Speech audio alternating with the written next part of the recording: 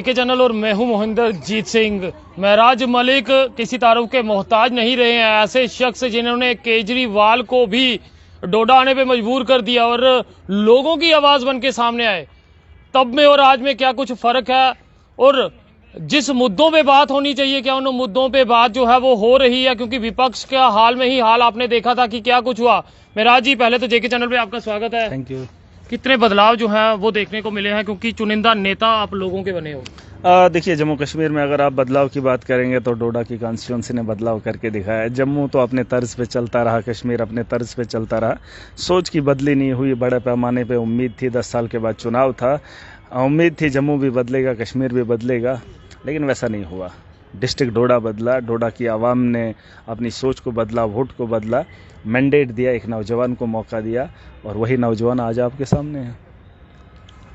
Assembly में जो कुछ हुआ उसे लेके आप क्या कहेंगे? जो मुद्दे वहां पे उठने चाहिए थे, क्या लगा वो मुद्दे उठे वहां पे? हाँ, देखिए, पूरी दुनिया ने तमाशा देखा। महाराष्ट्र में भाजपा इलेक्शन जीत गई। जम्मू कश्मीर की बदहाली तो निकली नहीं। बीजेपी का वादा, इलेक्शन से पहले स्टेट देंगे, इलेक्शन के बाद हंगामा करेंगे और उस पर चुनाव जीतेंगे। देश के अंदर धर्म की राजनीति हो रही है। मस्जिदों के अंदर मंदिरों को ढूंढा जा रहा है। एक आम आदमी, एक नौजवान परेशान है, उसकी बात नहीं लगाई जा रही है। हाई कोर्ट, सुप्रीम कोर्ट उन्हीं में लगा हुआ है, राजनीति उसी पे हो रही है। तो एक आम आदमी, महराज मलिक, मैं तो आम आदमी की आवाज़ हूँ। जो आम आदमी ज़मीन पे देख रहा है, घरों के अंदर देख रहा है, परिवार के अंदर देख रहा है, एक बच्चा जो स्कूल जा रहा है, जो यूनिवर्सिटी से निकल के आ रहा है, मैं उसकी परेशानी को उठा रहा हूँ।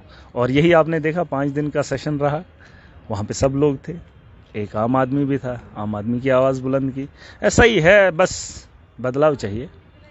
लोगों की आवाज उठाने के लिए लगातार आप जो है उमर अब्दुल्ला जी से मिल रहे हैं, तो क्या कुछ वहां जाके जो बात रख रहे हैं? हाँ, देखिए, बहुत सारी बातें हो रही हैं। कोशिश की जा रही है कि जम्मू कश्मीर को बदहाली से कैसे निकाला जाए। उमर साहब से 2-3 बार बात हुई, कल भी हुई, परसों भी हुई। देखिए, उम्मीद है बजट सेशन जब चलेगा देश का तो उसमें उम्मीद है स्टेट को वापस दिया जाएगा। अगर नहीं तो फिर संघर्ष करना पड़ेगा, फिर लड़ाई लड़नी पड़ेगी। दिल्ली के तर्ज पे हमें काम तो करना है। अगर भाजपा अपनी मनमानी पे खड़ी रही, देश को बेवकूफ़ बनाती रही, हिंदुत्व को बेवकूफ़ और भी बनाती रही, तो यकीनन हमें जम्मू कश्मीर की आवाम की बेहतरी के लिए दिल्ली के अंदर जैसे यूटी है, हमने दिल्ली में स्कूल बनाए, हमने हॉस्टल बनाए, फिर काम करने के लिए हमें तो हिम्मत करनी पड़ेगी। एक बहुत बड़ी जंग है जो जम्मू कश्मीर की आवाम के लिए हमें लड़नी होगी, सरकार को मिलके, क्योंकि भाजपा के लोग उसमें शामिल नहीं होंगे, क्योंकि उनका अखाड़ा अलग है। वो देश और दुनिया को बेवकूफ़ बनाने के लिए सारी राजनीति कर रहे हैं। मैं बार बार कह रहा हूं कि जम्मू के लोगों ने इस बार जो मैंडेट भाजपा को दिया, ये नहीं करना चाहिए था। हिमाचल में देखो, लोगों ने बदली की, 5 साल के बाद बदली करते। यहाँ पर भी बदलाव होना चाहिए था। फर्क इतना है, लोग समझ नहीं पा रहे, या तो लोगों को आप लोग समझा नहीं पा रहे, या तो नेता समझा नहीं पा रहे। हिंदू ही बनेगा, लेकिन बनेगा अच्छा आदमी, ईमानदार आदमी। ये जो हैं, ये इस तरह की राजनीति जब होगी तो मुझे नहीं लगता है जम्मू कश्मीर में बेहतरी की बात होगी। उमर साहब से बातें हो ही रही है और सरकार को भी उम्मीदें हैं, क्योंकि एक बहुत बड़ा मैंडेट जम्मू कश्मीर की आवाम ने दिया है। आवाम के मुतालबात पे खड़ा उतरना, उनकी जो मुश्किलें हैं उनके लिए सरकार को काम करना, कहीं ना कहीं इस पर ही बात हो रही है और उम्मीद है कि बेहतर सरकार बनेगी और बेहतर काम होंगे। महराज मलिक युवा नेता है, लोगों के लिए खड़े हुए, मगर हाल में ही जम्मू कश्मीर कांस्टेबल के फॉर्म जो हैं वो भरे गए हैं। 5.5 लाख से का ज़्यादा आंकड़ा था एप्लीकेंट जिन्होंने इस पोस्ट के लिए अप्लाई किया और महज 4002 पोस्टें। किस तरह से देखते हैं? हाँ, देखिए, 2024 के आखिरी पड़ाव में हम जा रहे हैं। एक नए साल की शुरुआत होगी 2025 की, लेकिन पीछे जब 10 साल पहले आप जाएंगे तो 50-50 हज़ार नौकरियों देने का वादा भी किया था। अगर 50 हज़ार नौकरियां मिल गई होती तो आज 5 लाख का आंकड़ा कांस्टेबल की पोस्ट के लिए नहीं होता। देखिए, ये चीज़ें समझनी होंगी, ये आंकड़ा लोगों तक पहुंचाना होगा आपको, और इनकी कमज़ोरियां भी बतानी पड़ेंगी कि इतने बच्चे ऐसे क्यों हैं और इनके लिए आज तक क्या पॉलिसी लेकर आए। अगर कुछ बच्चों को रोज़गार मिल गया होता, वो 50 हज़ार नौकरियां मिल गई होती, तो शायद आज आंकड़ा 5 लाख का नहीं होता और झूंझ नहीं रहा होता एक नौजवान। बहुत सारी मुश्किलें, एक बहुत बड़ा बोझ जम्मू कश्मीर की सरकार पर है। ये जो मैंडेट आया है, इस सरकार पर बहुत सारी उम्मीदें हैं और बहुत सारा बोझ है, जिस बोझ को किसी ने ढोया ही नहीं। 10 साल तो इन्होंने ढोया ही नहीं। 10 साल तो दंगे फसादात, ये वो फलाना ढिनका, ये चीज़ें हुई। अब काम की राजनीति होगी।